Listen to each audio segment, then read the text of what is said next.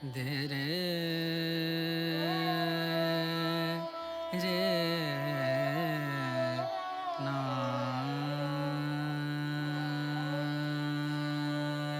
namaskar to everyone. I am Pollo, representing Voices from the Periphery, and it is both a profound privilege and a heartful honor to welcome you all to this evening's lecture titled Marriage in India Feminist Reflections. Today's session holds deep significance for all of us as we are graced by the presence of a truly towering intellectual and compassionate scholar, Professor Mary E. John. Professor John stands among the most eminent and respected feminist thinkers of our time. Her contributions to the field of gender studies, feminist theory, and education policy have not only shaped academic discourse in India but have also profoundly influenced activism, public policy, and the women's movement across the country. Professor John's wide-ranging Professor John's wide-ranging research engaged deeply with feminist epistemology, the political economy of education, questions of demography, and the interesting axis of caste, class, and gender. With remarkable clarity and conviction, she has consistently interrogated both policy frameworks and societal structures, advancing a feminist vision grounded in justice, equality, and critical thought. Her seminal works include the influential monograph Discrepant Dislocation, Feminism, Theory, and Postcolonial Histories, and edited volumes such as Women's Studies in India, a Reader, a cornerstone text for scholars and students alike, and Women in the Worlds of Labor, Interdisciplinary and Intersectional Perspectives, which continues her commitment to intersectional feminist analysis.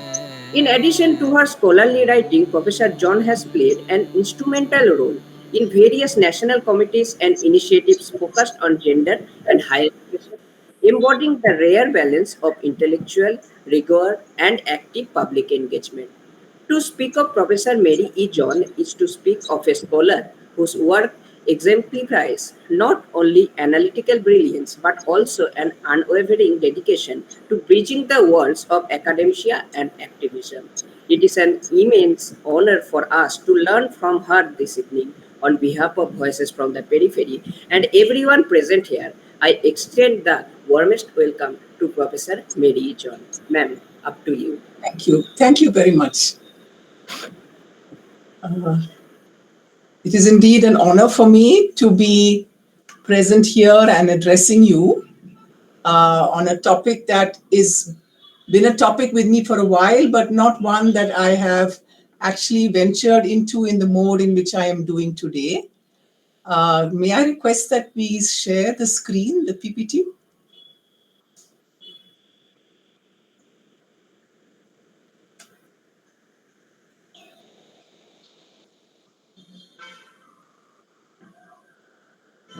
Ma'am, can you tell the screen is screening or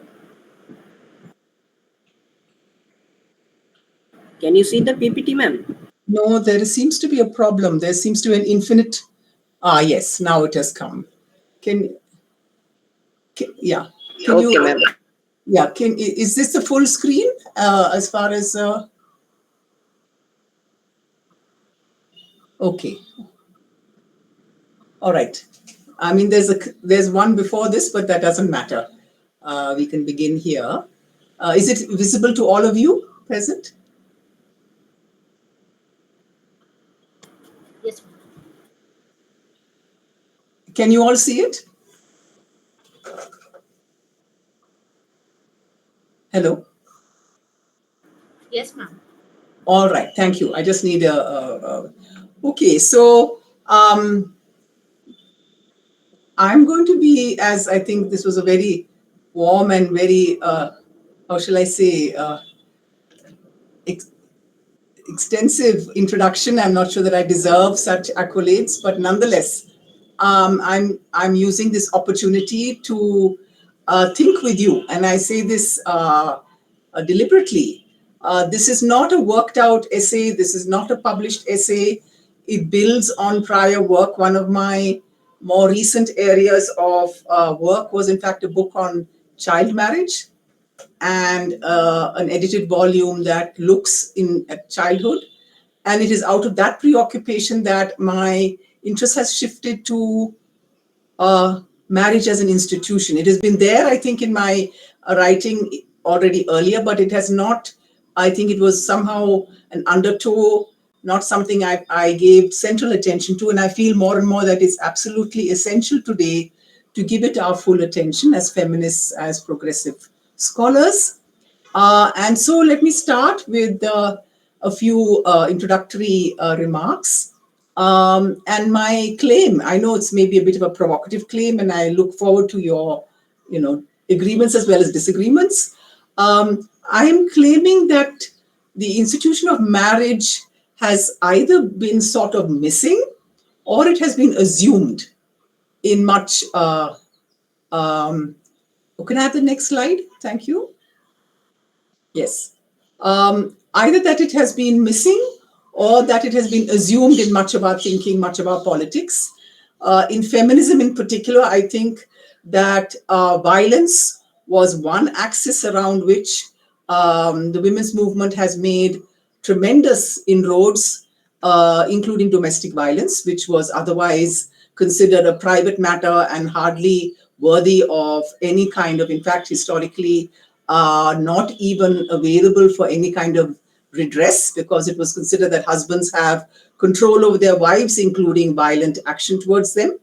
It was a very long process, and not till the 60s and 70s in the previous century that violence became something that actually could be brought forward as an assault, as a wrong, much like other forms of violence. So no doubt we have addressed the issue of domestic violence amongst other kinds of sexual violence. And we have also come to address more recently sexuality as a space of freedom. But interestingly, I think this is something we can come to a little later. Much of this discussion of sexuality seems to be emerging outside the institution of marriage. So on the one hand, you have violence as the problem. And on the other hand, you have a kind of way forward where sexual relations and so on are mostly envisaged as free, as liberating when they're not confined, as it were, within marriage. So I'm saying that between violence and sexuality, marriage per se is getting lost. Otherwise, it tends to get assumed. So current debates, for instance, on domestic work and the unpaid nature of domestic work, again, tremendous strides have been made especially by feminist economists, but not only by them, on how and whether such unpaid work needs to be recognized. There are differences of opinion on this, but it is very much there. And the idea that this work needs to be accorded some meaning is very much there, but it assumes, by its very definition, it assumes that there is a marriage relationship or a family within which this unpaid labor is taking place. And that is not so much addressed in this literature. The other sphere, of course, is the Uniform Civil Code. Again, an area that has seen enormous debate, enormous thinking, enormous worries about how it is being appropriated by the government, debates about whether there should be a single code, whether we continue with the personal laws. And within that, we often forget that these personal laws are indeed about marriage and family. And I find that even as we debate whether or not we should have multiple codes, whether or not we have a single one, the fact that these are really about marriage and family gets lost again. So my question to you and my question to myself is marriage then somehow becoming peripheral? I'm using this word because you call yourselves voices from the periphery, and it might seem ironic that maybe marriage as an institution is somewhere in the periphery today. Next slide, please. So I like to use numbers a bit, not too many. I will not burden you. These are the only numbers you're going to see today. But I would like us to think a little more when I think of contemporary marriage in India. This may or may not be something you're aware of, but it is practically a universal institution. And we are quite unique in India in having that kind of situation where till recently, practically nobody was 1%. This is a figure from 1992. 1% in terms of our data sets. That is, we're looking at either family health surveys or even census projections. 1% were never married in 1992. And this climbs, of course, you may say from almost a very, very low figure, it jumps 3 times by 2021 to 3%, but it still is a very, very tiny figure. It means that even as of recently, 97% of our population, male and female, have been married. And out of this 3%, actually the larger, about 2% of that 3% are men. So it's again only about 1% women today in our population have never been married. The other statistic I'm just sharing with you is on the age at marriage, which has occupied a fair amount of public attention, including claims that we must raise the age at marriage, which is very low in our country. Here, as these figures show you, we have in fact seen considerable change.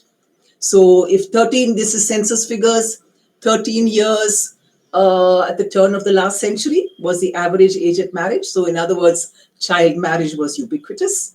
It reaches about 18, which is the minimum age at marriage for women by 1981, and moves slowly upwards to 23. So here we see a rise. That is to say, the age at which marriage is taking place is shifting in our country. However, so I'm putting these things together to then say that for practically all women across groups, and this is across classes, across communities, across castes, marriage is basically only a when question. That is to say, when is marriage going to happen rather than if or whether it is going to happen. Next slide. Okay, so I am therefore going to spend most of my presentation here outlining what I'm calling the elementary structures of contemporary marriage. And I am inspired here by the title that Claude Lévi-Strauss, who was an anthropologist, a French anthropologist, he in 1949 wrote The Elementary Structures of Kinship. And at that point in time, there was this belief that you could actually produce a science of kinship for the whole world. He used what was called at that time, without any question attached to that, primitive, so-called primitive, implying simple societies, what we might call tribal societies, often in Africa. These were the subject of study. And based upon those, he produced a structural analysis of what he thought the structure of society was through kin relationships. So I'm inspired only by the title, not so much by his content, because when I speak of the elementary structures of contemporary marriage, I am first of all thinking of contemporary India. I am not making strong claims in this presentation, at least, of any kind of universal structures that pertain across the world. In fact, we will see how often the structures that we have are somewhat unique here. And I'm inspired by feminism. I'm inspired by the ways in which feminism has opened up, has questioned, has criticized the institution of marriage. So my first claim is that as an elementary structure, that marriage in India is one of the principal units of social meaning. Not the individual, but marriage. And that, any child that is born to this very day is expected to marry one day. It is expected and is seen even to this very day as the duty, quote unquote, of parents, of kin, of the wider family to ensure or to make possible that marriage. And it is, in fact, for those who are not born into families, who are abandoned, it is part of their abjection, part of their vulnerability, that in fact a future like marriage may not be open to them. So it is an abject subject for whom marriage may not be on their horizon. Also, given what I've said earlier, given the tiny, tiny numbers of those who never marry, within that, even tinier numbers are freely choosing not to marry. And they continue to be an anomaly in a society where it is practically universal. The single person, the freely choosing single person, is still an, unlike the rest of the world, this is not true in most other parts of the world. It is true here.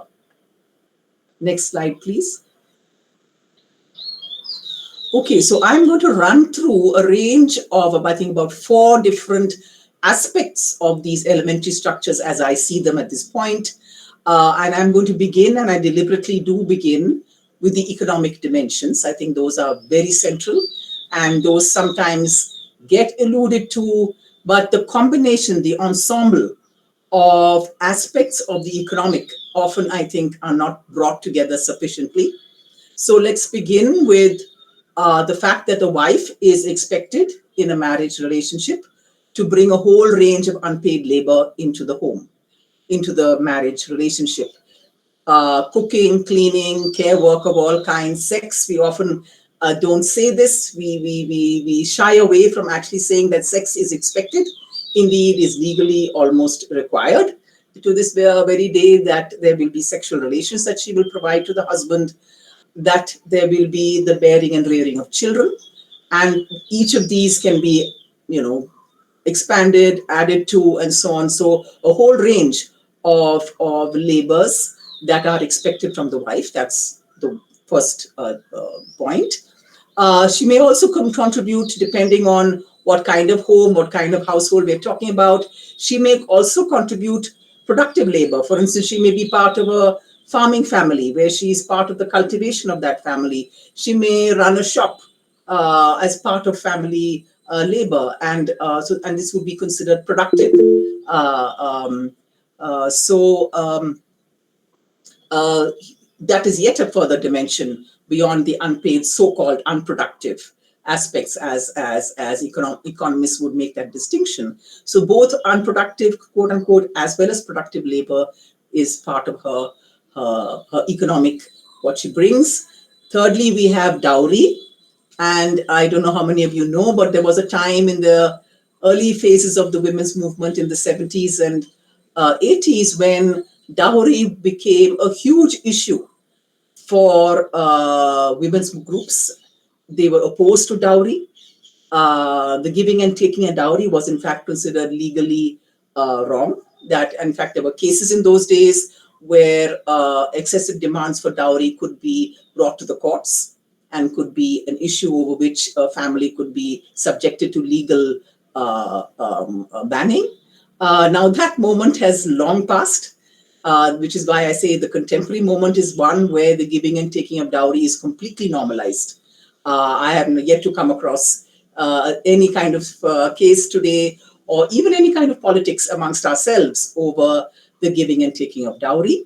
Whether or not the woman, so payments in cash, in kind, the only exceptions we see, if we look at studies on dowry practices in our country, are amongst the highly educated and very wealthy, where sometimes, by no means always, where sometimes dowry payments are much lower than elsewhere. But in fact, in general, the dowry payments have increased enormously and are considered normal. For many, many families, especially the not so well off, in fact, dowry payments are a source of indebtedness, second only to health crises. So think about that the girl's family will indebt itself in order to so-called secure a successful marriage with dowry. Another aspect that we have fought over very deeply in the women's movement, which is that women should have equal inheritance rights as men, and that has entered our laws, the Hindu Marriage Act, the Special Marriage Act.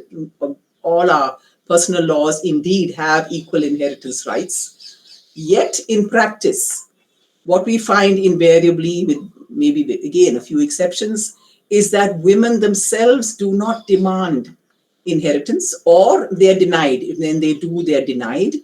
And what I have found in my own research in the field, when I have done field work in areas related to marriage and family, is that what I hear invariably from either wives or mothers is that they would rather relinquish their rights to inheritance, because demanding an inheritance is to invite hostility with your natal family, especially a break with your brother. And therefore, they would much rather relinquish that right, and in exchange for support. That is to say, the natal family should be there for you in times of hardship.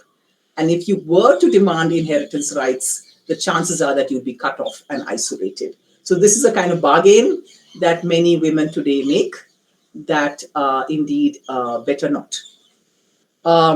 Should she have paid employment, which is a small proportion of women in our country? I'll talk about that again later. Are in paid employment, and in those cases also invariably that is a contribution to the household. So this ensemble, think about this ensemble that together adds up to this idea that with this combination of payments, of unpaid work, of denying your inheritance rights, and so on, the hope is that this adds up to economic security for the woman lifelong. Next slide. So I'm just going to summarize here what we see then.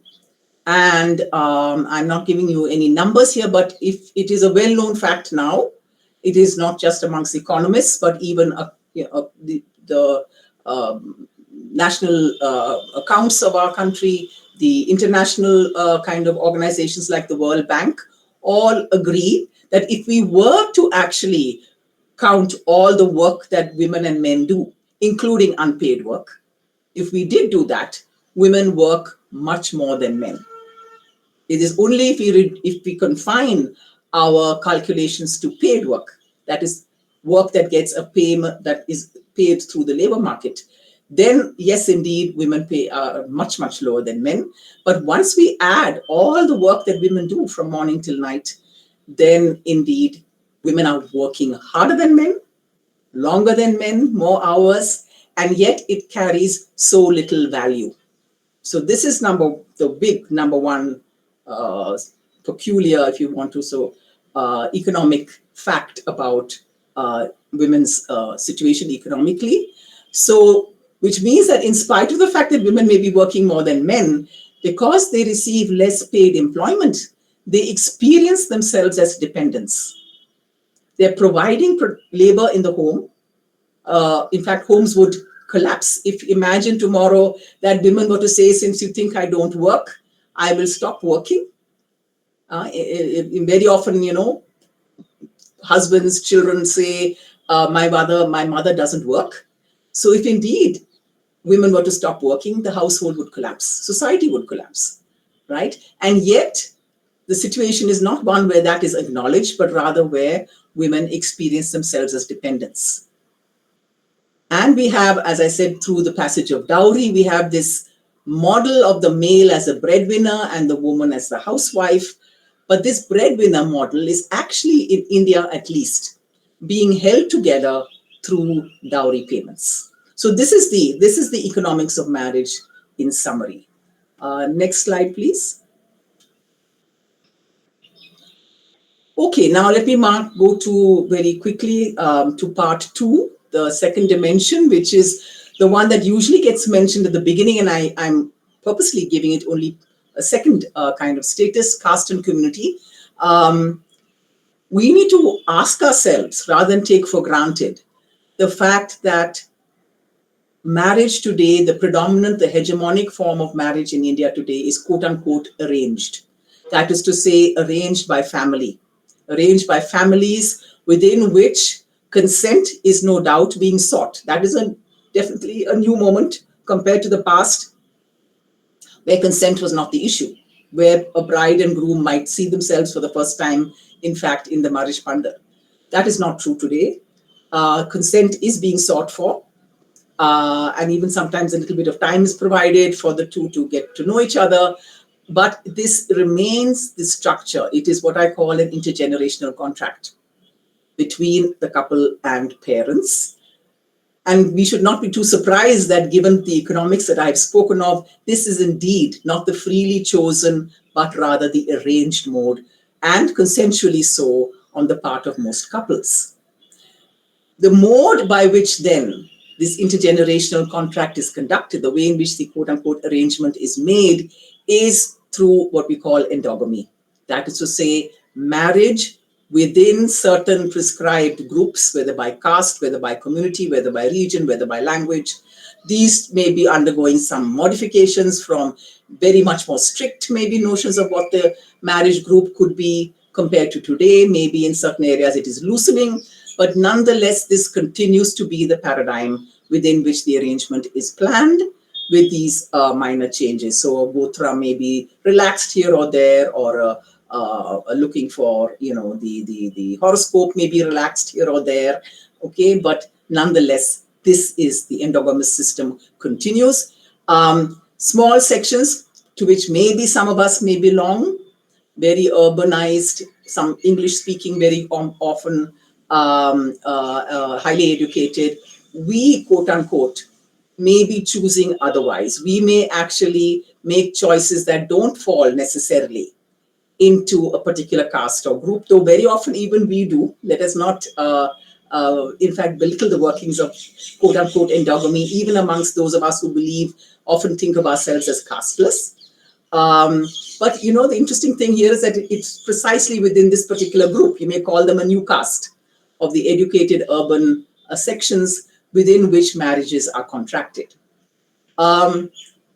Given the hierarchies, or rather I should say I should put it the other way around, the hierarchies of caste, the polarization of minority identities vis-a-vis majority kind of cultures, is reproduced through the arranged marriage system. And because it is endogamous, and the ways in which then this hierarchy, that is to say upper caste hierarchies, wealthier groups within that, and so on, reproduce themselves along the same hierarchies through the completion of the arranged marriage system. Are there marriages across caste and community? Yes, there are, at the edges, in the peripheries again. And in for me, a great discovery, I did field work some years ago in Bengal and in other states. And I was very surprised to discover that in rural Bengal, some marriages across caste are in fact accepted. I was living in Delhi earlier, and in Delhi, all we hear about the violent opposition on the part of family to any kind of relationships and marriages that take place across caste or within a particular village, for instance. Even that is considered prohibited. So in rural Haryana, we have case after case of horribly violent repercussions for young couples who marry against caste norms.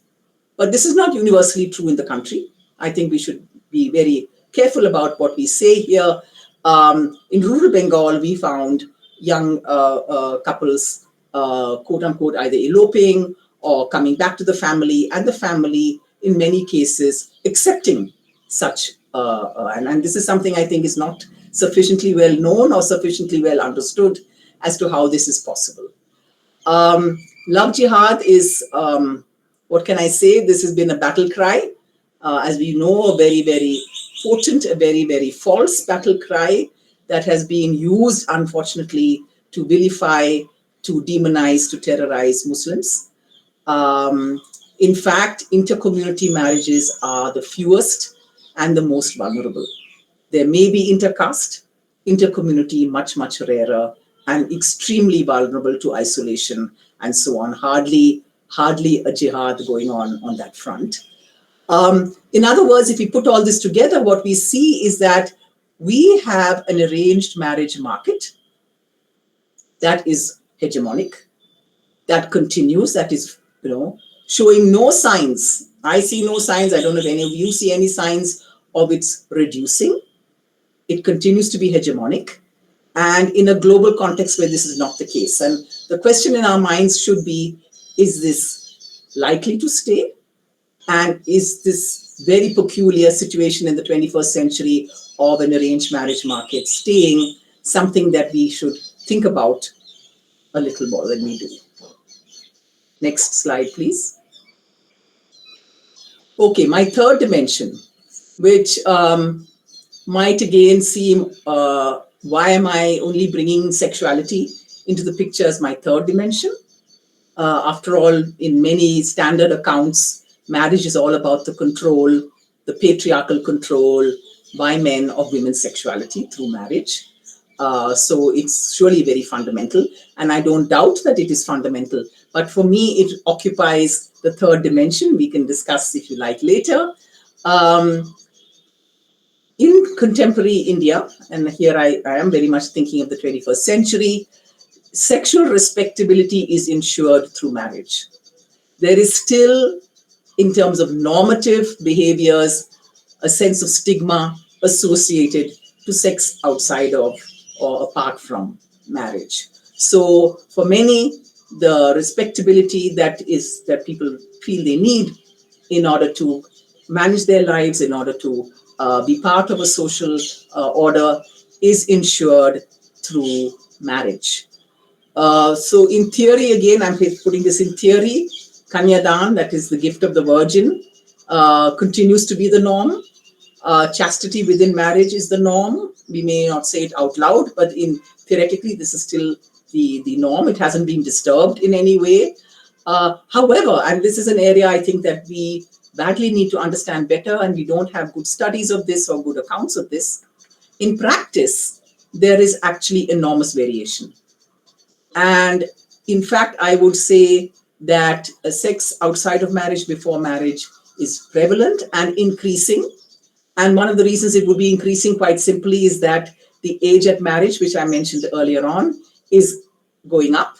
So in other words, if girls and boys are not being married off at puberty, as was the case 100 years ago, and this age is now going up, and average ages are above the age of 21, which means some are marrying obviously below that, and some are marrying somewhat above that, though the age of marriage still remains young. This means that there are many more years for young people to experiment, to engage in sexual relationships, and this is happening, but in a kind of subterfuge. It is not openly acknowledged. It is not something that society is accepting openly. The norm, as I said, remains in place, but in practice, this is happening. Dating cultures are growing, and all of you must be familiar with these. I have to say, I am not familiar with them, including dating apps of various kinds. All of this is now part of a certain kind of youth culture, and perhaps even beyond the youth culture. What we need to keep in mind, and I hear in sort of in drawing room talk, we all tell ourselves that a sexual revolution is happening given all these dating apps, given all these kinds of practices around us. I reserve judgment here. I am not convinced that that is the case. For one thing, the people who populate these dating sites are much more, it's very lopsided. There are many more men than women, and for reasons which should be obvious to you. Yes, live-in relationships are now prevalent to a small degree, and even being recognized by the state and by the courts, which is a very fascinating development, that in fact that is the case. But in terms of society, in terms of average society, I do not believe that live-in relationships are openly accepted. And in fact, what we do here in many cases is that they encounter hostility in their living arrangements, in their everyday lives, and so on, and are not openly accepted, though the practice exists. Moreover, we know that thanks to the queer politics that we have, very belatedly, I would say, in our country, has been able to grow and develop from being highly stigmatized. We do have non-normative sexual relationships of all kinds that are able to survive, if in very precarious contexts. And with the help, I would say, and I think every state of the country now, every capital at least, has queer support groups, thankfully, belatedly, but thankfully, who offer support to young people, very often those who come from less well-off backgrounds, from rural backgrounds, and have no future in their own spaces. So yes, these do exist in the peripheries, but The peripheries are not disrupting the center, and the center is very large. It, with all these, evolving, changing practices in terms of sexual relations, nonetheless, heterosexual marriage is hegemonic. Sex within marriage is the norm. And we recently have seen LGBT groups uh, want to be included, because as of now, our Indian laws do not allow non-heteronormative couples to be married. We have seen a movement. Unfortunately, till now, it has not succeeded for what is being called marriage equality. So the claim to marriage equality has been made in the courts. It has been denied as of now, but I do hope that in the near future that will change. But what this does tell us is that marriage continues to be hegemonic. Next slide. My fourth and last dimension in terms of the various elementary structures. And this to me is fascinating because this is children, the place that children occupy in married life. And interestingly, I find that whereas issues of sexuality have been addressed by progressive groups, by feminists, including positions against marriage as an institution, when it comes to children, we have actually not said much. It has been largely an area of silence. And that is an interesting fact, I think. That, and one of the aspects of that is that if, if an unmarried woman having sexual relationships is maybe not openly acknowledged, but it happens. And I think feminist organizations support it. But we have not provided any kind of context or any kind of debate or any kind of campaign for an unmarried woman to be able to bring a pregnancy to term. That is to say, for an unmarried woman to say, I do not wish to marry, but I still would like to have my own child, my own biological child. It is possible in our country for an unmarried woman to adopt. So I don't want to belittle that. But that's a very special kind of situation. To be able to have a pregnancy and deliver a child openly and bring up that child is not something that we have made room for. It continues to be unthinkable. It is only thought of as a tragedy. And the poor, where this happens, are invariably in, care homes of various sorts, or even worse, are forced to give up those children. So it is not an area we have addressed. And again, we stand rather alone here in terms of the rest of the world, whether it be Latin America, whether it be Africa, whether it be Europe. Large proportions of children are born outside marriage, and it is part of the social order. In a country like Britain, for instance, half the children are born by unmarried women. It's as much as that. So this is not an area we have addressed. We have also not, I think, sufficiently addressed the enormous change in our fertility patterns. We have left it to the demographers and the population people to discuss this. What we have today in the 21st century is a remarkable shift from a time when women had no control over the number of children they had. Large families were the norm, to a time now where across groups, including the poor, the small family having one or two children, maximum perhaps three, has become a planning practice, not an imposed practice by the government, which it did through its planning programs, family planning programs. It is one that has been adopted by people themselves. It is self-chosen, let me say this. And this is again not something we have paid much attention to, because I do believe it signals a very big shift in how we think about marriage and family, how we think about children being born or not born, and what goes into the bringing up of such children when in fact the family is as small as that. The only exception where we have had campaigns is on the issue of gender-biased sex selection. That is to say, the discovery we made in the 1980s that there was an annexation, a kind of hijacking of sex determination testing. I think maybe, I don't know, Bengal has not been a major site for this, but certainly other parts of North India and even South India did see this practice where parents were keen to have a son, And if in fact a daughter, they would get a pregnancy tested for the sex of the fetus, and if it was female, they aborted it. And I mean, there's been campaigns against it. It was banned as a practice. It nonetheless continued and has spread. So this was an area around which, no doubt, the women's movement had very, very active interventions, but not otherwise. So we oppose the idea that that it was okay to abort a female fetus.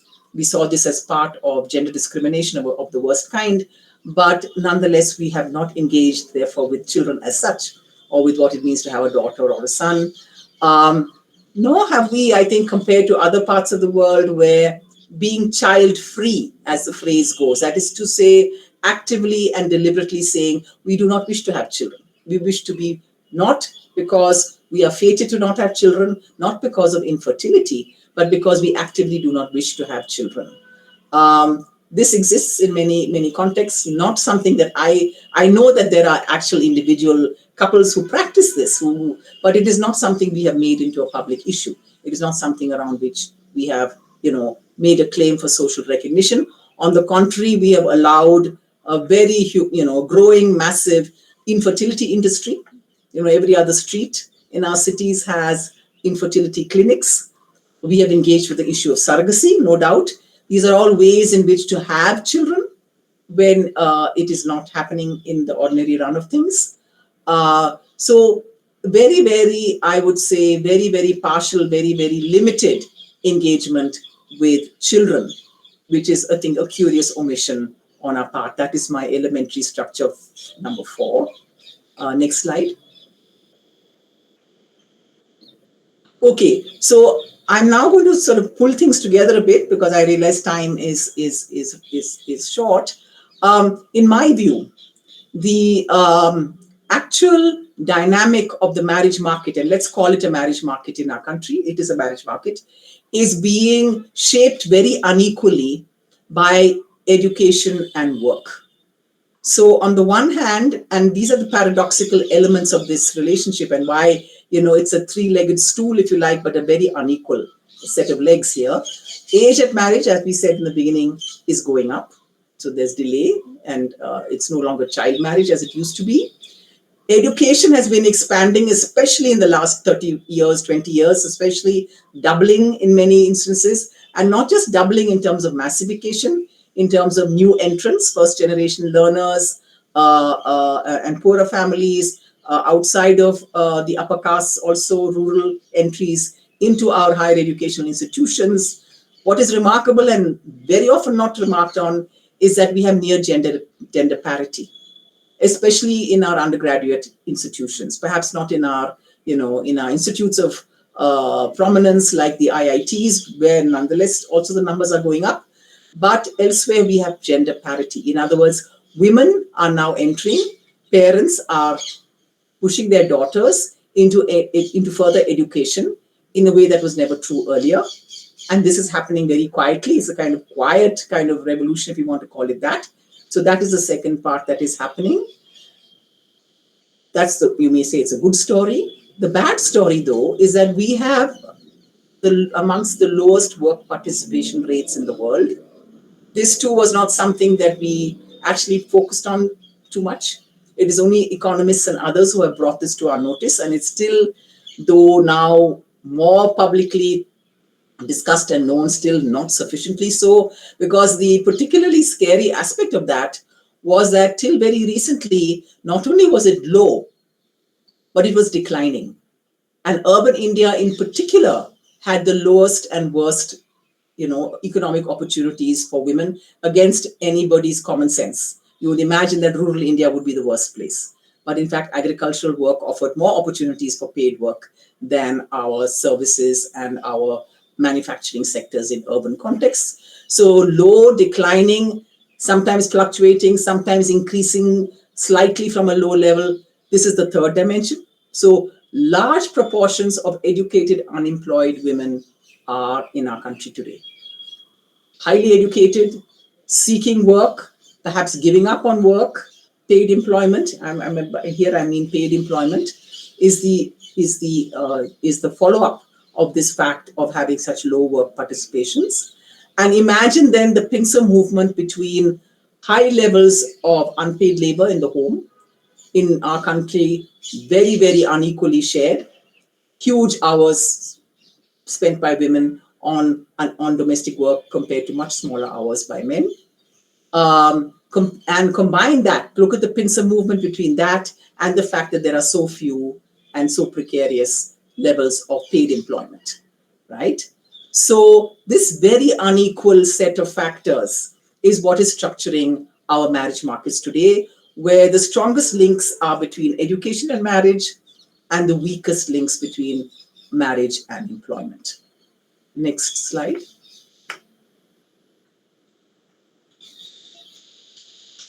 Equally worrisome to my mind are just more factors to add in here. The early years of marriage, which I think in the 70s and 80s did achieve some measure of a notice when we had what were called the dowry deaths, the so-called accidental deaths that took place in households in middle-class homes in cities like Delhi and Amritsar and so on, and became part of a new politics when they discovered that this was no accident whatsoever. But that too has more or less disappeared from our agenda. And if you look at statistics on suicides, and recent years has seen considerable attention being paid to suicides. Farmer suicides became a very important point of public concern, public politics. Farmers' movements were engaged in the issue and so on. Student suicides, another huge tragedy. Numbers are growing. And there is currently a task force set up by the Supreme Court to look into student suicides. But a much larger number of women are committing suicide in the early years of their marriage. And this does not seem to merit any attention. I don't see people caring too much about that. In fact, the occasional case where a man has committed suicide because of unhappiness in the home achieves massive public sympathy. But the fact that we have these huge numbers of women who are dying in the early years of their marriage is not something we have paid attention to. What does that mean? When in fact, in general, one would think that the new moment of coming together as a couple ought to be years of happiness rather than of tragic consequences. What do we make of that? And what do we make of the fact that even though divorce is slowly increasing, the ones who seek divorce from the courts and so on, who separate or seek divorce, are much more men than women. So yes, smaller numbers of women are seeking escape from a breakdown situation or from a violent situation, but the numbers remain very small. Next slide. Okay, how do I tie all this together? I have been trying to argue with you that marriage in India is effectively what I'm calling compulsory. And when we use the word compulsory, we sometimes mishear it as implying forced against the will of the parties concerned. It is not. It is consensual, and it could be mostly arranged, as I discussed earlier. It can sometimes be for love, but it remains effectively a universal, a when question. It is a compulsory institution. It is reproduced through the intergenerational contract, and that is ensured because women's alternate sources of economic security are so small, their sources of social security are so small that invariably this is where they place their social, economic, sexual, reproductive securities is in this institution. More provocatively, I'm suggesting that when we have engaged with marriage, on the one hand, let me say, yes, we have engaged with it as feminists, as activists on issues of domestic violence. We are responsible for bringing into place important laws, including civil laws on domestic violence as well as criminal laws. So no question about that. We have engaged with, as I said, issues of unpaid work to some degree, but not very clear where that is going. But when it comes to a radical position, I find most of us espousing more or less an anti-marriage position. We position ourselves outside the institution. We believe that a radical position would be that marriage is not the institution to enter. More and more women ought to be in a position where they can live their lives outside this institution. And I want to know, insert a note of caution here, and perhaps even a note of disagreement. The fact of what this does is that we have vacated the sphere of marriage effectively to others. Others would be either traditionalists who tell us, that marriage has been there since the beginning of time and will continue to be and ought to be, and women should engage in the dutiful institution of being married and take on the position of the dutiful wife, the traditionalist position. We have various kinds of popular cultures that tell us, romance and romantic love is the answer. We have an industry. We have a huge commercial industry that is now profiting from big fat weddings, bigger and fatter as we go along, and so on. So there's a huge industry. There is also, more interestingly, I think, counseling, forms of marriage counseling. As counseling also develops in our country, marriage counseling also is beginning. It's a big kind of area of employment and concern, I think, elsewhere, beginning to form a place here. But I would say, and I say we feminist progressives, have not really engaged with marriage as a meaningful institution. And I know that, given all that I've said about its elementary structures, it's almost like a horror show.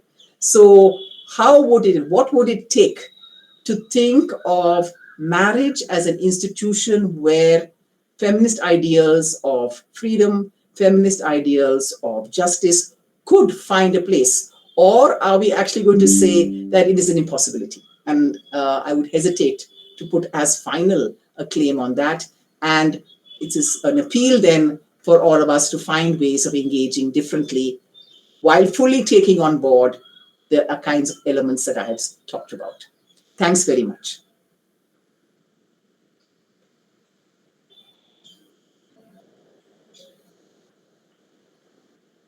You can now stop sharing and we can maybe have a discussion. Okay, ma'am.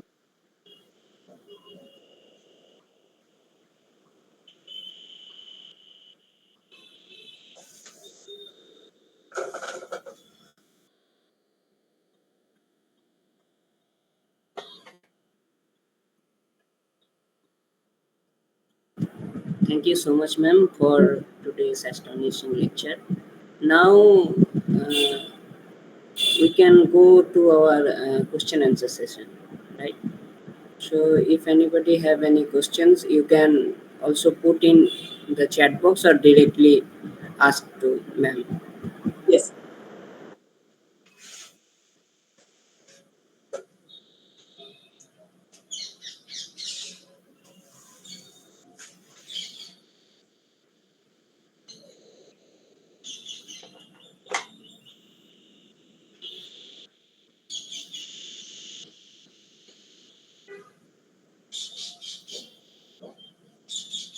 I hope I haven't silenced you all with this presentation.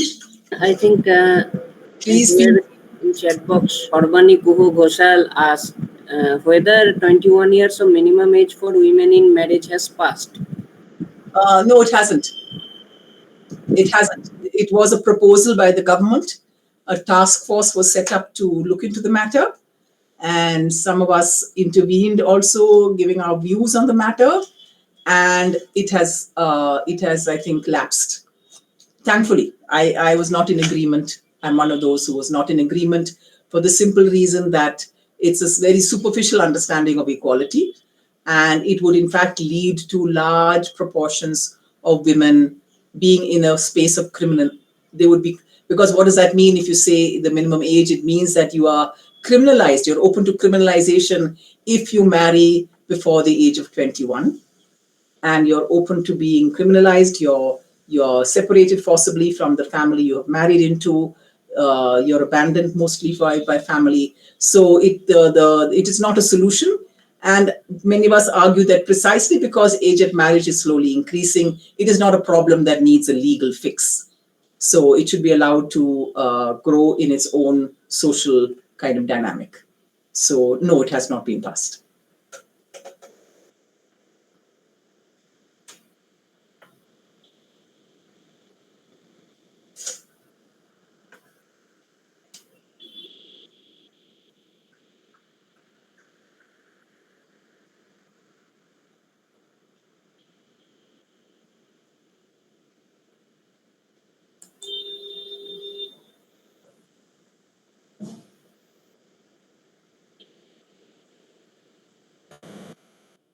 Okay, I've read your question.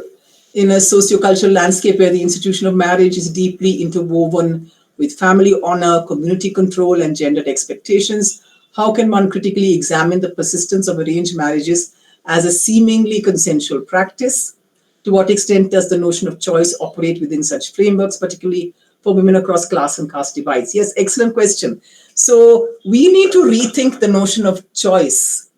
I think we have a very simple notion of choice as implying a free choice. But I think the idea that therefore there is no choice at all is also not true. So in a situation where, in any case, I would also ask you to reflect when we say that in love marriages everything is freely chosen. I would ask you to reflect on that. Is that the case? In many situations, it may or may not be true that the woman is freely choosing a love relation. She may be consenting to one and or working with that with a lot of hedges and a lot of ifs and buts. So we must qualify our understanding of choice here very carefully.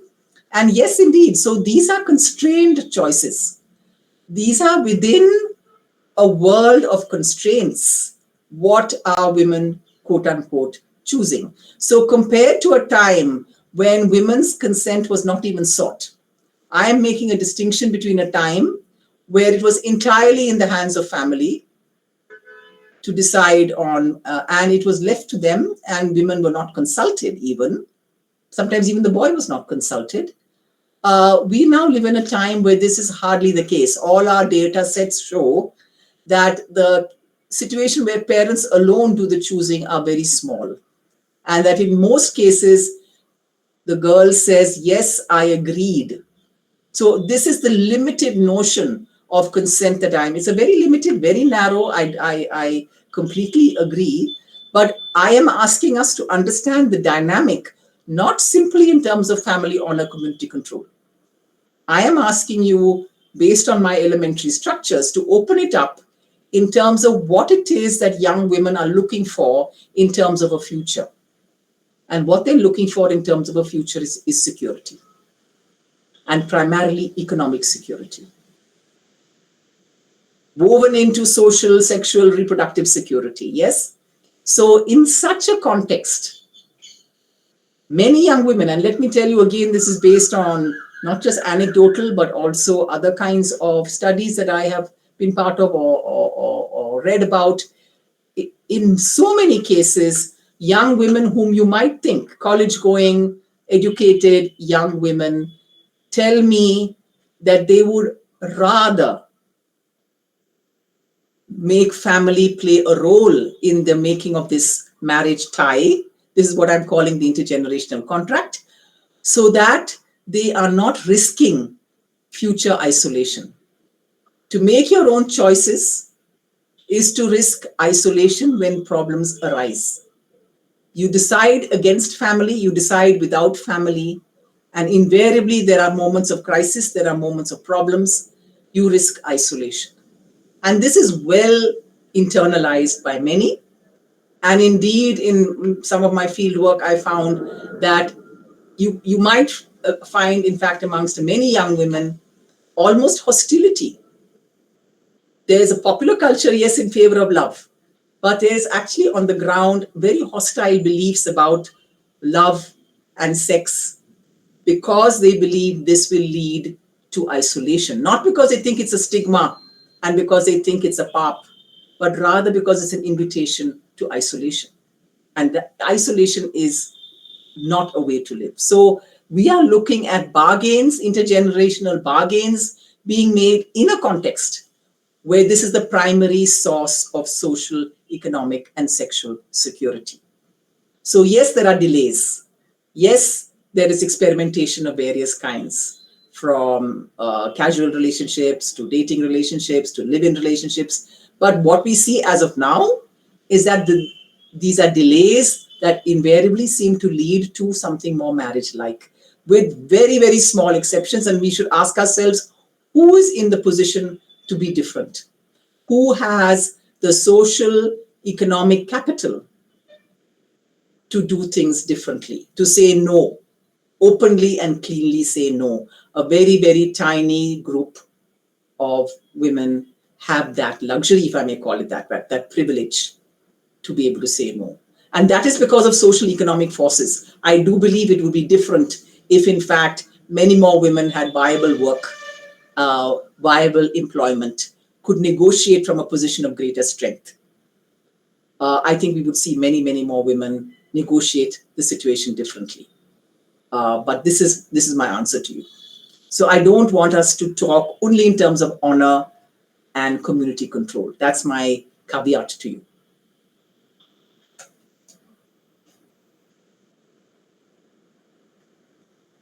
I hope that's some kind of a response.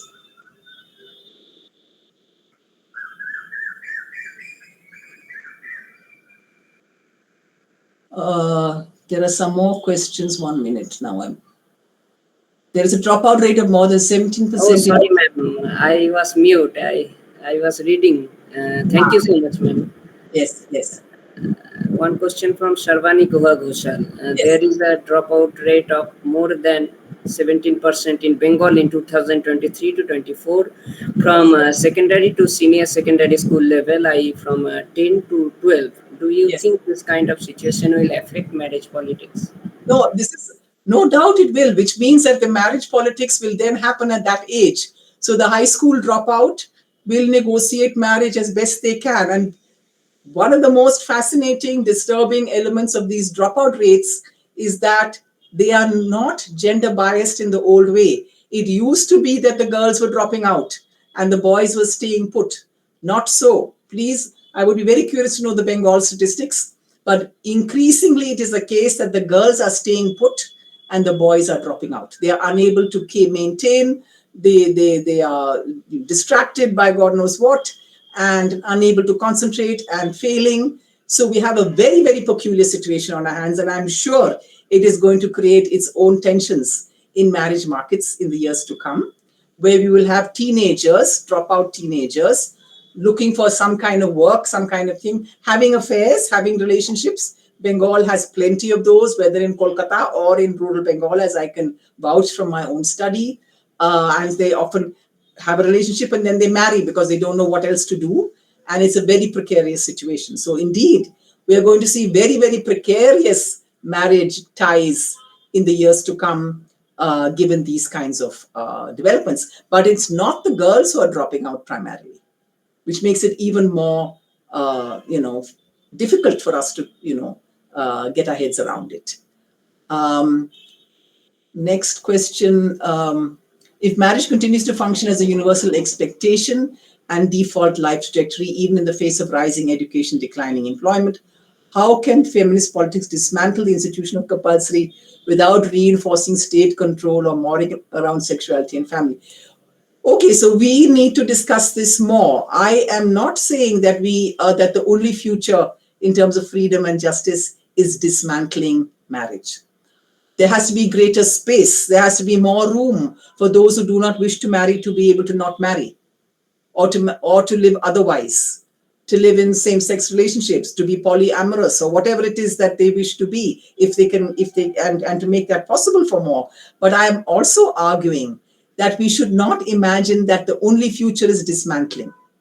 That is my problem, that we have taken this as the only possibility. We have written off marriage for all its many problems. We have written off marriage as a possible, meaningful institution. And I would compare here with the realm of labor. You tell me any labor context, any working context, any employment context that is egalitarian. It is one of exploitation, more or less, yes. But do we tell all the workers to please leave the workplace? That the only future politics for you is to leave and walk out? But in the case of marriage, we expect everybody to walk out. Do you see my point? We are very inconsistent here. Marriage is uniquely marked out in our radical politics as not deserving of further attention as an institution. Workplaces, we demand better deals, we demand hikes in pay, we demand better working hours, we demand maternity benefits for women, etc., right? Non-hazardous workplaces, etc. Why aren't we being consistent? Why don't we imagine a similar series of demands when it comes to, other than violence, we have not made a similar set of demands in the institution of marriage. So I think we're inconsistent in our politics. That's my position, if you like. Okay. Another question is from Srijani Ghosh. I am also writing in the chat box. Child marriage is often discussed as a problem of early age or lack of education. But how does the state itself, through its policies on family planning, adolescent sexuality, and moral regulation, paradoxically contribute to the silent perpetuation of this practice, especially among marginalized communities? Can we hold the state equally accountable alongside societal norms? Okay. Please, I have a book on child marriage. Please read it. I believe that the focus on age, first of all, we should not call it child marriage. These are not prepubertal children. These are teenagers, invariably in the age group of about 15, 16, 17. That's where the numbers are today. It's teenagers. Yes, technically, by virtue of the definition of a child as anyone below the age of 18, they are called children. I don't believe they should be called children. They should be called youth. They should be called adolescents. They should be called teenagers, right? And they're falling in love in many of the ways that, you mentioned, somebody else mentioned the dropout rates, the high school. This is where it's happening. So I don't believe, and this is the thesis of my book, the unique focus on age is misplaced. Because if you actually look at what is the claim is that if you marry too early, then things go wrong, right? Your education is spoiled. You're subject to greater violence. Your marriage tie is more volatile, etc. And the false assumption that is made is that if you marry above the age of 18, none of these problems exist. The 19, 20, 21, 22-year-old will marry just fine. Her education levels will be just fine. Her work opportunities will be just fine. The violence in her home will be much less. These are false assumptions. That is why I have shifted, in effect, from talking about early marriage, child marriage, to talking about compulsory marriage. At the same time, of course, Bengal is a little different here. Child marriage rates have been declining quite significantly. Bengal, you may know, is the number one state now in the country as far as rates of underage marriage go. They're in the region of 39 to 40%, mainly in the age group of 15, 16, 17, are marrying below the age of 18. And it's largely certain districts, Murshidabad and so on, which I have myself studied, where the numbers are high. Again, it's teenagers. So these rates are coming down. They're coming down thanks to social forces, thanks to the fact that girls are staying in school longer, thanks to some degree, perhaps, thanks to, Kalyan, these various schemes that state governments and central governments are proposing. To some extent, these things are having some effect, right? So we need to ask ourselves whether a child is 16, 17, or whether she's 18, 19, 20, what is the institution she's entering into? Is she ready for that institution? What are her options?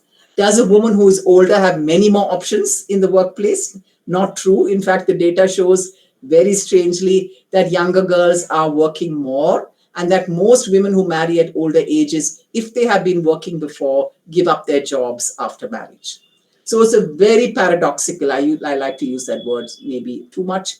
It's a paradoxical situation when we think about the relevance of age. I don't say age means nothing, but it is not the single most worst part of a woman's future in terms of her marriage.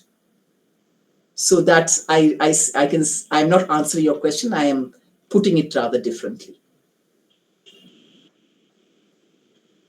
Okay, ma'am. Thank you. And one last question. I am also putting it in our chat box.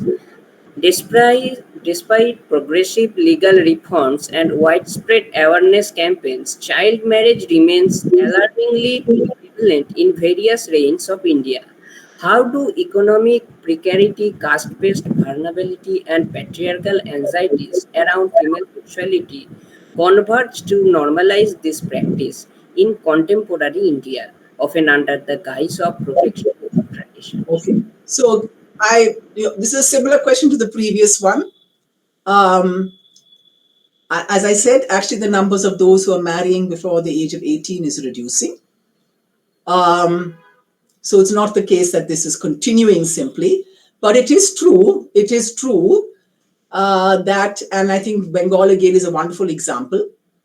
A century ago, the upper caste, urban middle class, the growing, you could say, 19th and 20th century, discovered the ills of child marriage. Yes. So great grandparents, whatever, were marrying at the age of 12, and we have all those famous cases from our history books, right? And the various campaigners against child marriage in 19th century Bengal, Maharashtra, and so on. So it is true that those sections were practicing it. It was universal. I say that child marriage was universal, including in other parts of the world, by the way, because the concept of the child did not exist till very recently. You know, it's a very fascinating story that way, how the child comes into existence with modernity. Nonetheless, so this section, which was marrying very early, and when the Sharda Act came into being in 1927, many families which raised the age from 12 to 14, the minimum age, many families quickly married their girls before 14 to escape that, new marriage law, the Child Marriage Restraint Act of 1927. It's very fascinating. There's a lot of good historical work on this if you're interested. Now, what we don't quite know is how these sections, urbanized, educated, moved up in life, such that both men and women then entered a new market where older ages at marriage made more sense, where they crossed the ages of 15, 16, 17, 18, such that such young ages no longer worked. So for an urban educated male who had to not just get an education but also get a profession, ages at marriage went up. And in a companionate kind of situation, the demand was to have a suitable wife whose age difference no longer was as large as it used to be. Again, age marriage, huge age gaps used to be the norm. And I'm sure your Bengali culture is full of, stories of older men marrying very young women.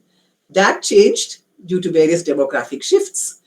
And what did happen, and you're very right here, what did happen is that it was the vulnerable, it was the poor who were not in a position to enter these new marriage markets, where men may not go, where there was maybe no schooling beyond elementary schooling, where these young men then entered labor forces, and so on. And if the girl is finishing elementary education at the age of 14 and sitting at home, and there are precisely amongst so-called lower castes, by the way, there is no difference in, I know this is a highly polarized situation where the belief is that Muslims are the ones who are engaging in child marriage more than Hindus. Not true. The numbers are equal. Please look at the data. This is all in my book. The data shows it's equal numbers. In fact, if anything, slightly more young age marriages, early marriages amongst Hindus, lower caste, tribal, and other groups compared to Muslims. So but it is true that these are now the peripheries. These are now the other. I call them the other of our society. And they are in positions of vulnerability. And therefore, families are asked either these young people are falling in love, engaging in sexual relationships, and find themselves marrying in order to have some measure of respect, or families are worried about these young adults in their midst, the young girl with very little options, very few options, and therefore finding ways to marry her before the age of 18. So, yes, they do converge. But we must ask ourselves, my point to you is, we must ask ourselves what would change if tomorrow all these families were to hold on and say, okay, we will not marry our daughters until they cross the age of 18. We will ensure that there is no child marriage. Tell me, please, what would change substantively? What would change in terms of their futures? What would change in terms of their life chances? What would change in terms of their opportunities? Would colleges suddenly spring up in their midst? Would new jobs suddenly emerge? Yes, think about this. Please think about this before we jump into the assumption that the problem is age.